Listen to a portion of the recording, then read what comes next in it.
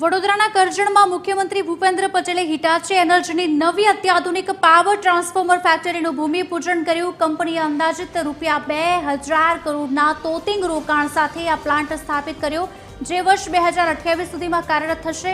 આ digital first factory ટેકનોલોજીના સ્થાનિકીકરણ પર ધ્યાન કેન્દ્રિત કરીને ભારતને વૈશ્વિક લોન્ચપેડ તરીકે સ્થાપિત કરશે। મુખ્યમંત્રીનું કહેવું છે કે આ રોકાણથી ગુજરાત અને જાપાનીઝ કંપની હિટાચી વચ્ચેનો 60 વર્ષ જૂનો વધુ સંબંધ ગાઢ બનશે। સાથે જ વડાપ્રધાનના મેક ઇન ઇન્ડિયા અને ઉર્જા આત્મનિર્ભરતાના સંકલ્પને સાકાર કરતા પ્રોજેક્ટથી સ્થાનિક સ્તરે રોજગારીની નવી તકો ઊભી થશે અને એમએસએમઈ ક્ષેત્રનો વિકાસ થશે। આ સાથે કંપનીના CSR ફંડમાંથી જમનાબાઈ જનરલ હોસ્પિટલને એક એમ્બ્યુલન્સ પણ અર્પણ કરવામાં આવી છે।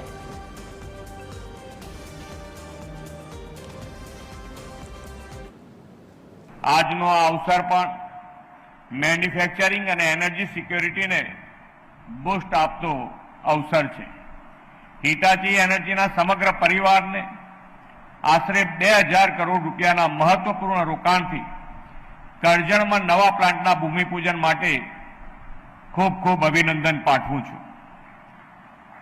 આ પ્રોજેક્ટ મેક ઇન ઇન્ડિયા અભિયાનને વધુ મજબૂત બનાવશે અને દેશના ઉર્જા ક્ષેત્રમાં આત્મનિર્ભરતા વધશે એમ હું સમજુ છું।